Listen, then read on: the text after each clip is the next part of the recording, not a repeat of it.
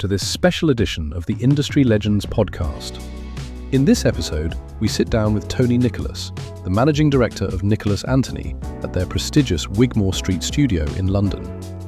Established in 1963, Nicholas Anthony is a family-run business with a unique heritage rooted in master craftsmanship. Tony shares the fascinating story of his father, a professional footballer for Chelsea and England, who trained as a cabinet maker to secure his future, eventually founding the luxury interiors brand we know today. Throughout the conversation, we explore the company's core philosophy, fusing design influences with state-of-the-art technology to create kitchens and bathrooms that elevate daily rituals.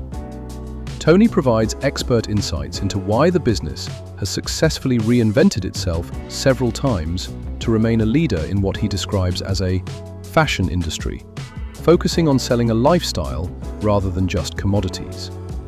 We also dive into his rigorous approach to staff training, his advocacy for industry-wide apprenticeships, and how the brand maintains its award-winning standards across its studios in London, Ascot, Cambridge, and Colchester. This episode is proudly sponsored by Installer Show New York, the brand new trade event launching in March 2026 at the Javits Center in New York City. Brought to you by the team behind the UK's highly respected Installer Show, this show is free to attend and designed to connect HVACR, plumbing, and construction professionals with leading manufacturers, hands-on product demonstrations, live content, and expert speakers, all under one roof alongside New York Build 2026. Hi everyone, welcome to this very special Legends series with Tony Nicholas here in Wigmore Street, where we'll be talking all things industry, and you'll be hearing some great advice from Tony on how to do it just that little bit better. Tony, thanks very much for coming to our annual golf day. Really appreciate yourself and Joey attending. So tell me, how did the golf go? Well, modesty dictates that I really ought to keep our light under a bushel, but Team Nicholas Anthony, I think you'll find we won the day. Yeah, I was very intrigued with your swing, Tony. Do you want to talk about your swing? It's something that should have an X certificate. The interesting thing is that you photographed my swing, I think, on the first hole. It would have changed on every hole, right up to and including hole number 18. Okay. So thanks for coming, all for a good cause. So, Tony, so the business has been established since 1963. So tell me a bit about the family heritage. Sounds very strange to say this, but my father was a professional footballer. He played for Chelsea, he played 3 times for England, played with Brighton Hove Albion, etc., etc. And I think it's fair to say that in today's world, somebody that had reached that standard in professional football probably would have looked after his own future, the next generation, and probably several generations after that. But back in 1963, which was the era of the maximum wage, people had to seriously consider their future. The salary was quite low, and in line with my father's apprenticeship at Chelsea, he was encouraged to train for his future life, and he trained as a cabinet maker. Right. So that moved him into the DIY business, and that is the humble origin of Nicholas Anthony, because we always sold kitchens and bathrooms. But looking back, would that have been a potential apprenticeship? Yes. Very much from me. Right. That initial business was an apprenticeship. Oh no, very much. I tell you what, the interiors business is something you never stop learning. No, absolutely, yeah. No, absolutely. It changes. So Dad was a carpenter and joiner. He trained as a carpenter, cabinet maker. Cabinet maker, okay. He would produce some very high standard pieces of furniture, I mean, including marquetry and things like this. He was very gifted. The productivity wasn't great, but he did make some very nice furniture over the years. Nice, and I think this is all about giving great advice back to the industry. So what advice could you give a KBB retailer, perhaps, who has an amazing heritage, which you guys have got? How should they use that in their marketing, Tony? I think it's always important to reference where you come from before you look to where you might be going. Nicholas Anthony as a business has had to reinvent itself several times to stay relevant. You can't stand still. No, it's a moving market, and it's, as I always say, it's very much a fashion industry. I mean, me and you have a great interest, which is marketing. Marketing is really, really important for any business. And the market today, you know, I was at the installer show a few weeks ago, and people were saying, Simon, you know, we're doing great this month, bad this month, great this month, and there's no like trend of upward projection, I suppose, Tony, in terms of success. So what should a KB retailer be doing now if they want to be successful in what is quite easily called a very, very stagnant market for many people? It is a very challenging market, and regarding marketing particularly, the time to market your business is always. Good advice. People talk about whether it's a good market or a bad market. I'm often reminded of the guy that's still doing well in a bad market. Yeah. He gets told that the market is bad, Yeah. and then he cuts back on his marketing and Yeah. then realises he's also got a bad market. I think you do need to communicate what your business is about all the time. Yeah. And yeah, there are peaks and troughs at the moment, and it's exaggerated. I think we're finding that the business that is out there is big ticket, and so consequently, I mean, we all know that since lockdown, prices have gone up generally on our product line by circa 40-50%. You know, so the amounts are bigger. Right. So consequently, whether you take something this side of the line or the other side of the line can make 1 month or the next month look better or worse. Yeah. We had, I mean, it's a classic at Nicholas Anthony, we had our best month ever down in Ascot, and we've been there since 2004. So everybody's very delighted that we did such a good figure. The truth of the matter is we took 2 transactions. It was 2 deals.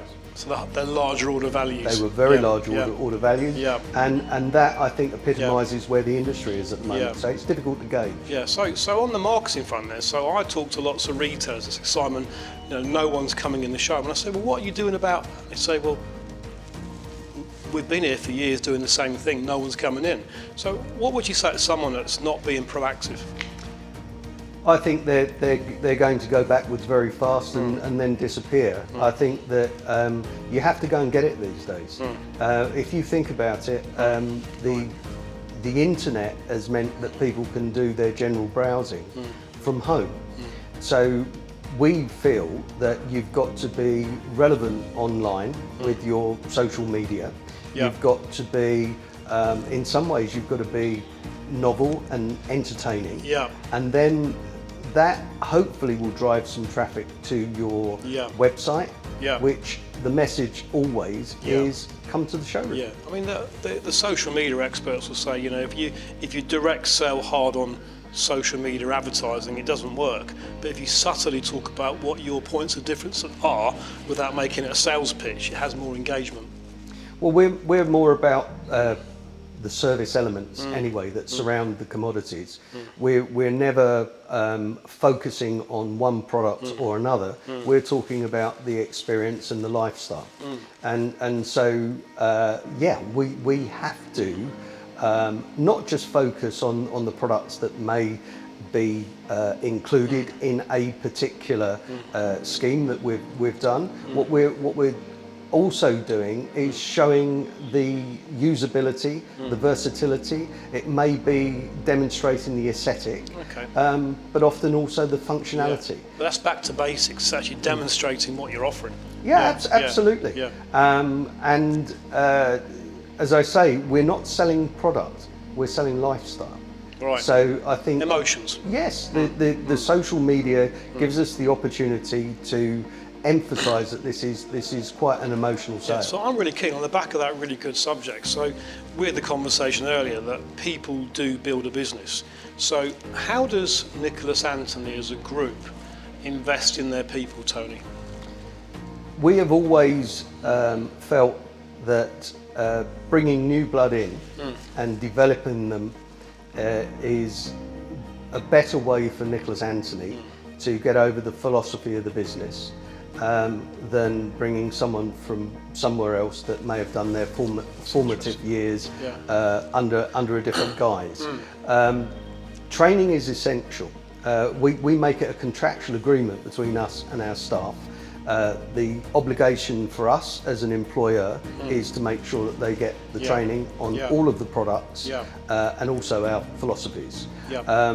And the staff that join Nicholas Anthony sign up to making themselves available for training. This is part of their employment with Nicholas Anthony. The training may even be overseas at times. And so it's a big commitment and it's formal. And I think that's the linchpin of making this work. Yeah. You know. I mean, we're both massively into the word apprenticeships, Tony. You know, you as a former KSA chair and NTG board member have been on this subject for probably 35 years. Can we both agree perhaps that hasn't really changed in terms of moving the dial that much, but can we also agree that it's great the trade press are now talking more positively about it because we have got skills for the future? How would you see your business being responsive in terms of considering actually hiring somebody on a government standard? I think we'll be very positive about that. You may or may not remember the years of my chairmanship with the KDSA. It was very much about training and bringing new people in. I think, unfortunately, the kitchen bathroom specialists get lumped in with the general building industry, and it isn't. It is absolutely its own specific specialist part of a market, and I think that we should have our own accreditation. I think we should have our own. Well, in my view, there should be a degree in kitchen design. This is if you think about it, a lot of the young people that we take on have come out of school with let's say an interior design degree, and that says something about them, and it says something about their creativity.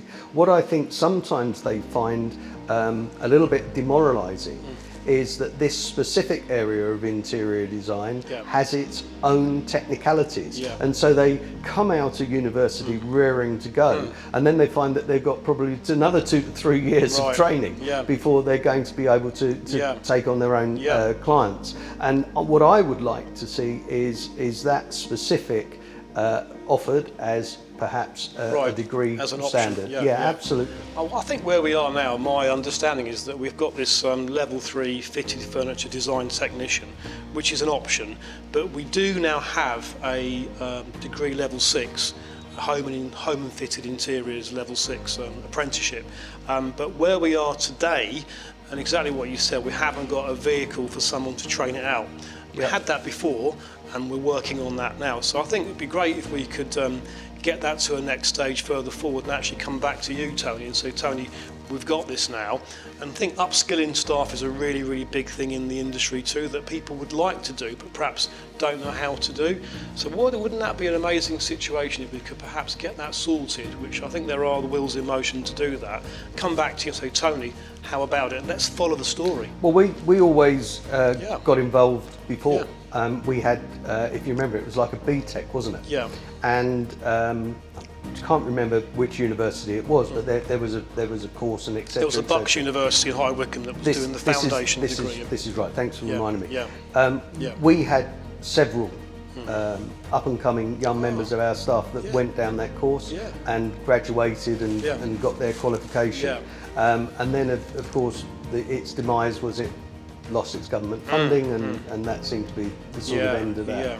But you know, we've got some big companies that are associated with this industry. We have. So I don't feel it is just a government thing. You know, we need people like Bosch Siemens, for example, that knocking on £1 billion in the UK turnover. It would be nice to think that they would support it financially, because you know, if you've got people that are able to do to design and specify, then that helps them ultimately with their product. It's sold safer, if nothing else. I know other brands. Yeah. I've mentioned one mainly because they're probably the biggest that we deal with, and I would like to think that all of the companies that are associated with the industry see the benefit of bringing education to young people that are going to drive the industry going forward. Yeah, absolutely. So on that great conversation there, who do you think holds the responsibility to drive this in the industry? So you mentioned it shouldn't just be down to government, but what body or institute or individuals or companies do you think should do more communication on how to hire? Well, I think it's a collective. You know, yes, you know, major players, the big companies that rely on this multi-billion pound industry that we're in, government for sure, because it's getting people to work and it's getting people upskilled. But also, I think it's got to be accepted and driven by the retailers. Yeah. You know, you've got to have your people available to get this training. And as I say, coming back to what we were talking about earlier, it's actually a contractual agreement for Nicholas Anthony. Yeah, I like that. We actually make it.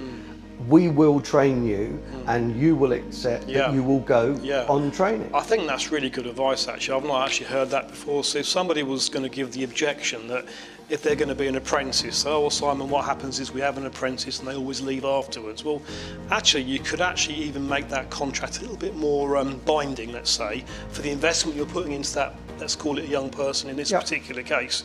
And maybe the government standard could be an 18-month apprenticeship standard, but you might want to put something down in writing that says, look, we're going to put our time, our money, which is money, it's indirect money as well as direct money, into training you, but what you're going to sign up to is this plan and this career working for this business. Absolutely, but as important, they, regardless of whether they move on, if they get a good skill set, the chances are they're going to stay in the industry. And you know, if you're looking at outside, you look more laterally on the bigger issue. The whole industry has got a problem on resource. Yeah. So if you make it a tangible qualification, you make it a more professional scenario right the way through, and everybody buys into it, big companies, small companies, and the government recognise it as being its own specialist part of the interior design industry, then we're on to something. Yeah, you know, for me, I was going to run an idea past you for your advice, really, Tony. So the big guys, the nationals, in most cases do apprenticeships really, really well because they really get it and they've got the resources to better train people in a very structured way. But let's just say we had somebody that was, let's call it boots on the ground, that would go in and speak to retailers to handhold people through that process, that maybe an institute or an association could manage. Do you think that might change the dial? Because where we are today, and we've had the conversation 35 years, the dial hasn't really moved in the favour of independents doing that. So what do you think to boots on the ground support? I think that's absolutely the best bet. The problem the whole industry has, and so many different facets, is that it's so fragmented. You know, there are some big players, even on the retail side. But it's on. If you look at what we consider the specialists, they are invariably relatively small companies, and they've all got their slight different business models. But I do agree with you. If you can get around and you can speak to these people, I don't know, perhaps from some sort of industry association or body or whatever. But if you do get round and everybody's got the same problem. You know, like if I was to send you a link and an email to, here you go, Tony, here's a link, click this link and this will tell you how to do it. Knowing how busy you or other people are, I just believe there's less chance that will actually happen. I think you've got to have the interaction on a face-to-face. It's the old-fashioned way of doing things, but I think it would work, wouldn't it? Yeah. Absolutely. Look, there's a world out there of information that we can all click on. Yeah, for sure. On a day-to-day basis, only when there is a direct need there and then do you get on to the internet and start looking for it. If you're waiting for people to find out the information about apprenticeships and education and on a day-to-day basis, they're too busy running their business. Exactly the point, yeah. So where we are today, so how does Nicholas Anthony hire their people in terms of the architectural type person you want working for you? Do you hire on great design ability, great salesperson ability, or just on attitude? I think personality is hugely important, but today at the front end, we are very much looking for designers. Right. You know, we're looking for creative people. People that understand that this is also a very technical industry. Yeah. But first and foremost, we want the creativity. You know, the people that buy high-end interiors, which is the business that I'm in, they're discerning people, and they've done a certain amount of research, or they've bought before. They don't want somebody trying to sell it to them on the basis that if they sign up today, they'll get 10% off or something like this. Right. They want somebody to understand their needs, their requirements, their wish list, their lifestyle, and come up with something innovative that is going to meet their requirements. Yeah, so you've got to have the technical ability, but you've also got to have the best salesperson ask the questions first, don't they, for the needs, take your point there. But let's say somebody came to you and they said, Tony, I'm coming here for a job interview with yourself today. And you had one person that's got, take your early point, I've got a level 6 degree in design, kitchen design, and someone didn't have that. Which one would you take on? Well, definitely that ticks a box. Yeah, and for the customer, potentially. Yeah, I mean, look,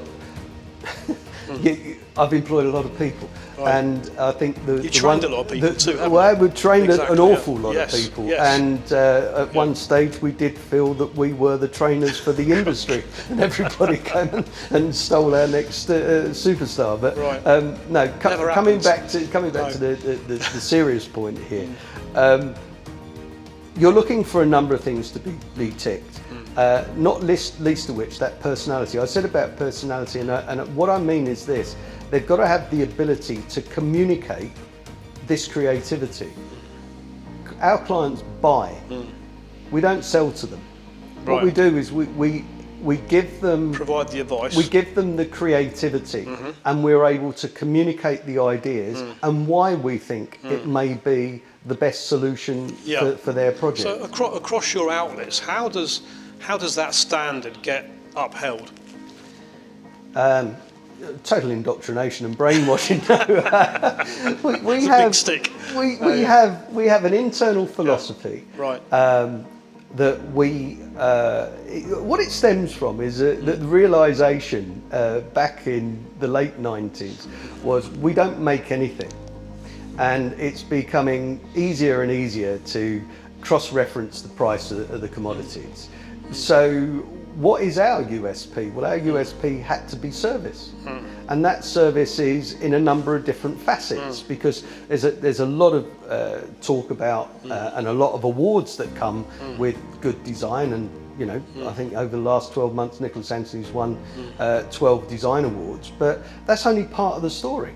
You know, technical specification, procurement process is very exacting if you're going to get all these components to come at a particular point so that you can do an efficient job. I mean, that's another conversation. I think we mentioned it earlier. It's actually running a business, because there's a lot of people, let's say you're I'll pick one, an installer, or perhaps you're an interior designer, or you're a kitchen designer, what have you, and I can do this myself, Tony. I can set my own business up and I can run a business. What do you say to people who are thinking about today setting up? I mean, I don't know whether you would agree, but I've not seen so many new companies set up in the last few years for whatever reason. But if someone's thinking about it today, what advice would you give them? I think the best advice is that you consider all of the facets. You know, a lot of people that set up on their own are perhaps the top salesman for selling kitchens or bathrooms or whatever from an individual company, and they decide that they're clearly such a benefit to this business that they might as well take that and do it for themselves. But the front end, the design and the selling of those designs is often the new business people, and then once they've got the business, Right. then they realise it's the back office Yeah, that's the yeah, real thing absolutely, yeah. that makes or the breaks the accountant's business. the boss, that's it, yeah, absolutely. You are very reliant, as many retailers are, to the support that the manufacturers do or don't give you. And a lot of that comes down to representation. So if you took 100%, what percentage of your business advisors or area sales managers book a firm appointment, come and see you with an agenda to add value to your business? Not enough. Not enough. Give me a percentage. I would say it's probably less than 50%. Okay. And we as a business now make it very clear if somebody just walks through the door that we can't give time to those. The companies that we deal with know what our policy is. Right. And if they're going to come in and communicate, for example, about new product line, we want that training done properly and professionally. And that means make an appointment. This is product training with your staff, this is product, USPs and so forth. Right, okay. To tell us about the new stuff. We don't expect people just to walk in ad hoc. You know, if you're, we all tend to run a 6-day week. Does that still happen here at Wigmore Street? I'm intrigued. Do people sometimes just walk in ad hoc? I think you've got to be pretty brave to walk in here ad hoc now, because most of them get asked to make an appointment and come back at another time. Absolutely. They know. But coming back to how you choose suppliers and et cetera, et cetera. Right, our company is all about this best-in-class service. You know, you could go and talk to the lady in accounts and she would tell you that is what we are about. So more important than probably anything else when we're considering a new supplier is what is your service backup? How can you support us in delivering this best-in-class service? You know, what is the expected lead time? Will you be able to stick to that lead time? Will it come complete? And should we have a problem, how quickly can you respond for us? So are my orders allocated? Is there an SLA we can both sign up to? Yeah, interesting. And do you find, Tony, that that the people coming in to see you now, that, you know, because of course they've got an option of doing like a Zoom call with you or coming for a face-to-face meeting. Well, I'd love to understand the ratio between the two actually in today's market. But are they also business advisors and give you some great advice about things they've experienced or knowledge they've picked up elsewhere that's generic that helps? I think it varies greatly. I think the more sophisticated the product is, usually the two go more, hand in hand. Yeah, the more, shall we say, beneficial the representative is. What is the split with the Zoom with the face-to-face now? I think it's the same for us with our clients. There's nothing better than face-to-face. Right. Are sales managers requesting Zoom conversations with you? I think if you've got trying to get a number of parties together, that is always, you take Nicholas Anthony. If you wanted to train Nicholas Anthony on a particular product, the chances are that you've got to do 3 or 4 because we've got different branches. We need to keep running the business whilst we're doing this training as well, don't forget. So what we usually do is we usually arrive at a situation where we do 3 or 4 different training sessions so that we can take perhaps 1 or 2 out of each branch. So Zoom and Teams gets used sometimes when we need to do a collective. Necessary, even on internal training or communication. But there's nothing better than the face-to-face because I don't think you get the same interaction. Absolutely. You certainly don't notice when someone's nodded off. There's something like that. Or got odd socks on, maybe that sort of thing. Got a little bit distracted. So what about Tony, manufacturers? So manufacturers, as we've just said there, typically would give you training on their own specific products. It would be a very brave manufacturer who would offer generic business support, but wouldn't that be refreshing? I think some of the bigger companies could help these small businesses in our fragmented industry exponentially. sadly, some of the advice at times that these small businesses get has actually, in my view, been poor advice. You know, there is not a lot of synergy between a multi-billion pound turnover appliance manufacturer and a mama and papa kitchen business in wherever suburb. However, I think you're onto something, and I think that this is something that we're looking at. The really creative, good communicator that sells lots of superb interior solutions isn't necessarily going to be a good business person. That may be to do with the finance, it may be to do with the logistics, it may be to do with the project management.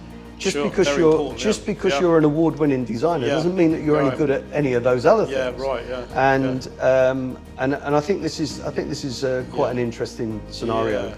Going forward, whether that be trade bodies, buying groups,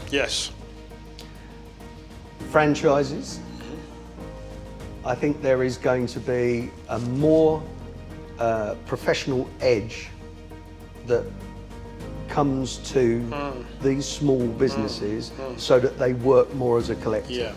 And I think that's safer for the suppliers. I think that's safer for the consumer. And most important of all, I think it's safer for these small businesses to have that facility. I mean, you're much bigger business than most independent retailers, and one of the things that I get told is that if you're a small, let's say a husband and wife team, typical, you've got one outlet somewhere, you're doing 1.2 million turnover, whatever it might be, but they only know what they know. They don't have, in most cases, the wider understanding, let's say, for example, of HR, employment changes, that sort of thing.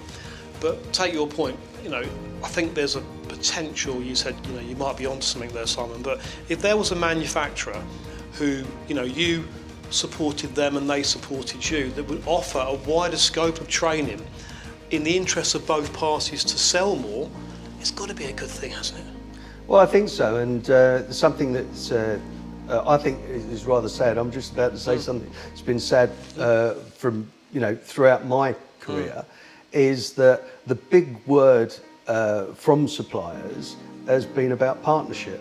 Right, it's a great word, by the way. It is a great word, and it conjures up all sorts of collectives, but in reality, I think it's sadly lacking. That partnership that could be advice you're giving manufacturers are perhaps watching today. I do think so. Yep. I do think so. The best deals, without any shadow of doubt, is when, from my perspective, the ones that have stood the test of time, is when both parties take time to understand what the other side is getting out of it. And I think the big key for suppliers to the KVB industry is that what a lot of them forget is that we're not the customer. Right. It's easy to say this. It's much harder to actually demonstrate this. Here is the opportunity in the market. The specialist here, sitting here, is a conduit for you to get your product to that market. And we are not the customer, and so many of the suppliers fall into the trap of thinking we are. But that can only happen, I guess, if you are a stronger player with that manufacturer. You're not doing 10 different brands of kitchens, for argument's sake. If you're partnering with somebody, you could almost have, take your point, more of like an open book policy. You've both got a benefit. Look, this is another area this fragmented industry falls in the trap of. Too many people think that they're interior supermarkets. Right. Never heard that expression before, well, they it's are. a good expression, It's a good expression. What's this product? Oh, this is product X. But I can also get A, B, and C. Jumping around, and it's quite frankly, it Well, it dilutes the relationship, Yeah. it dilutes the message, and most of those businesses I don't think are particularly successful. That was a strategy for many retailers probably about 20 years ago, and as time's gone on, I believe this is the case. There's more people that have wanted to strive for a partnership. It doesn't happen all the time, but I think it has got a bit better. I think it has got a bit better, but let's face it, up until a couple of years ago, the market was pretty solid for quite a long period of time. For sure. These relationships tend to fail when the market gets tough. Right. Because what you'll find is that the supplier will be blaming the retailer, and the retailer will be blaming the supplier. Instead of having a collective, look, we're in a tough situation here. Yeah. How are we going to work together to get a better market share? And we jointly agreed to keep politics out of this, didn't we, earlier on? So, Tony, talking about suppliers, and we're surrounded by beautiful products here. So when the customer comes in the showroom now, what is the current trend? Can we talk kitchen furniture first? What's the current style, colour, design trends that people are asking for? I think from a colour point of view, it's still neutrals. Neutrals? Yeah, definitely neutrals. Matte or gloss? A mixture. Gloss is coming back a little bit. Okay.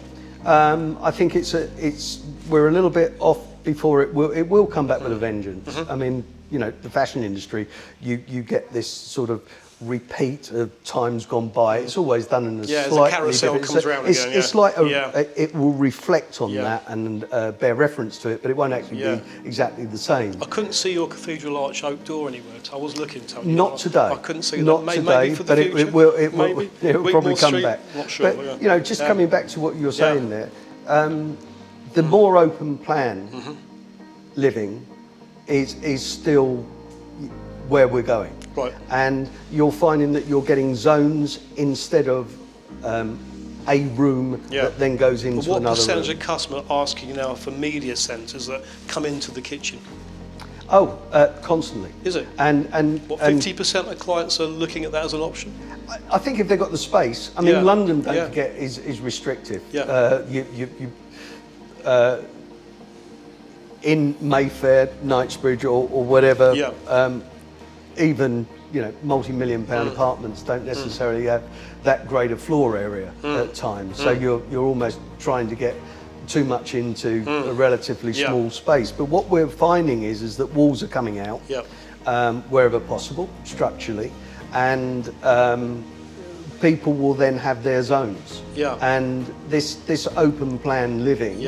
Where you've got an area where you can, as you say, have your media centre. You may have a separate dry store or a wet area to a kitchen. You still have your focal point. The other thing that people are, because of driven by the foodie programs, are putting more emphasis on the quality and the quantity of appliances that they want to put into a space. And cooking now is often something that people do, not just for sustenance and to eat, but as a way of relaxing.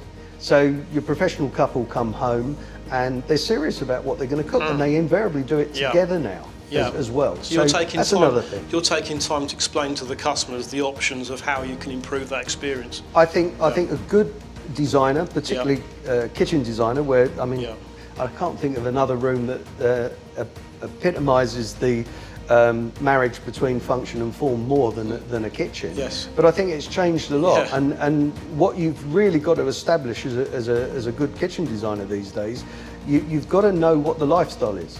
You know, we do have clients that only use their kitchens with a professional chef. But equally, we get the foodies that are really really interested in what they're doing. So you're having to ask those questions up front from the client. You know, almost like, tell me about your lifestyle, tell me about your home, how do you live? If you're going to do it, if you're going to do it successfully, that is exactly what you've got to do. How many, let's say, salespeople do you think ask those questions up front to the ones that don't? Across the on whole an industry basis, I think sadly, not as many as should. This is an absolute prerequisite for us. We want to know how they want to use their kitchen. There's no auto design button here, is there, Tony? You don't press a button that says this is your kitchen. No, look, I'm not dismissing AI and things like this. Watch your space, yeah. No, I still think the innovation it comes from creative people. I also have a bit of a philosophy that turning that dream into reality through professional service, which is what we're about, you need to have a demarcation between what is creative and what is practical. And, you know, turning that dream into a reality, sooner or later, somebody's got to say, right, exactly how are we going to do this? Have you been impressed with the innovation in the last 2 years? Say anything that someone's come in here and said, Tony, look at this, it's just like game changer for the customer coming in. What innovation do you think you've seen that's really good that could be developed maybe? Or isn't I suppose probably the development on CAD obviously over the last sort of 10 years or so is meaning that we get a really good representation of what's going into space. The development of virtual reality, I think, has not, you know, continued to catch fire. I think people find that very sterile. I know that there are companies that have used it successfully. We don't. We did talk about having space in each of our showrooms where people could use virtual reality. That's something that we haven't done. I think there will be uses on AI. But at the end of the day, I believe most of the creativity's got to come from skillful individuals. Okay, that's a good answer. And that personalisation and that interaction, and that's why I said to you on the interviewing process, how important your personality is. I want to know that you've got good education. That's telling me that I'm not starting literally from the bottom rung. And I do want to see some of your work that you've achieved either at college or somewhere else. Absolutely, But I also want to feel that you're able to communicate in a way that after some training, you're going to be able to get into the essence of said client and give them what they need, which is a solution to their wish list. They've come in, they've you know, challenging you to come up with the right design, ultimately the right price invariably, but the right design, which in our case is something that's going to enhance their lifestyle. Can a designer, Tony, be taught to be a good salesperson, or does it come from the heart? I don't think that salespeople are what it's about anymore. I think people are very aware of sales and sales techniques. I think it's about adding that design flair and then being able to communicate on a level that means that your client is now going to buy in an informed manner. You know, there's a lot to take in. They've already done a lot of browsing on the internet. They know, you know what they do like, they know what they don't like, and etc., etc. But coming up with the solution quite often is to challenge what the client told you that they want. You know, I got taught by a former KBSA national chair that you should ask the customer coming in, where else have you been, when do you want it, and budget. 3 things. Do you do that here at Nicholas Anthony? In a subtle way? I think it's it's damn sight more subtle than that. Yes. I suppose. Uncover previous buying habits and experiences, I guess. We sell kitchens at lots of different values, and so budget is when you ask someone how much do you want to invest into your kitchen project, what we're doing is trying to work out what the scope of our creativity is. There's no point if somebody has a budget of, let's say, £40,000, and you show them something that's wonderful but it's £90,000, and they're not in a position to make that investment, then that's just a waste of everybody's time. So you're subtly asking these things so that you've got a better chance of giving them either version 1 or version 2. How do you ascertain budget? I suppose you would walk around the showroom, you'd talk about previous projects and stuff like that, and you would offer some This project price was 60,000, this one was 80, this one was 30, and gauge the customer's reaction. A little bit like that. A little bit like that. Yeah. It is, people come in and they sometimes say, oh right, I've got £50,000 to spend, and then on their wish list is £35,000 worth of appliances. Right. So clearly they're not going to have any cabinets or any worktops. But this is the thing, you see, and that's why that's the education aspect. It's best to know where you're heading. Yeah, it's best to know where you're heading. Ask plenty of questions. Last few questions, Tony. So we always ask this question. So in your career, which spans how many years? Kitchens? Well, I suppose it's getting on to about 40 years now. 40, just over 40 years. Very impressive. So in those 40 years, has there been an amusing circumstance that we could all learn from?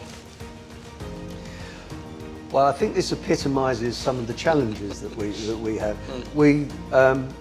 The gentleman was a retired engineer, and he was on quality control for a very well-known car manufacturer. Right. Okay. Interesting. And he produced at practical completion a very detailed snagging list. Right. But one of the snags was that the warm air out of the plinth heater was rising too quickly. Good grief. And as a much younger man, Good grief. and in answer to this list, where we said this will be done for this, Rising and that will too be done, quickly. Yes. Okay. We did say that whilst we endeavour to meet our clients' requirements wherever possible, changing the laws of physics was actually beyond Nicholas Anthony. Which, fortunately, it's about knowing your client. He did see the humorous, he saw the humorous side of that. So you can't sort of box with every eventuality, can you? We've had some unusual ones from That's time brilliant. to time. And then last question for you. So let's say that we were to carry on our conversation, which we could talk for many hours actually, and we went to a restaurant, Tony. Would you be an Indian man, a good British pub food, or would you be Chinese or Italian? What would you like? All of the above. No, They wouldn't help your game of golf, would it, mate? I enjoy food. I think life's too short to eat poor food. Right. I try to eat healthily wherever possible, but I like most cuisine. Yeah. There is a particular restaurant where I still maintain that was the best meal I've ever had. Yeah. I won't tell you which one of the Roux brothers it was because we don't want to promote their business, but it was one of theirs. But I tell you what has changed. We first opened a showroom in 1995 in London, and we have many suppliers from Germany, France, Italy, and they all say the same thing. London is now somewhere where you can eat well on any cuisine. It's very cosmopolitan, and absolutely. your choices are vast. Absolutely. Well done, London. There you go. And I think, in many ways it's the same with our industry. Here we are sitting in Wigmore Street, which I always maintain is the Savile Row of the kitchen industry. But to the credit of everybody along here, there's a lot of good product, and there's a lot of good people, and there's a lot of good designers. And I think that what I always am trying to say to the team here, everybody's doing the basics. You've got to do the little things. And be better. We'd like to think so. Tony, thank you very much. Always a pleasure, Simon. Thank you. Nice to meet you again. Thank you for watching this special Legends edition with Tony Nicholas. Thank you, Tony, for today. If you'd like to follow us, you can click the bell icon on YouTube to receive notifications. And we do love your comments, so please, if you've enjoyed what you've watched or you've listened to, please leave your comments. We'd love to see what you think. We look forward to seeing you soon on the next edition of Movers and Shakers or Legends.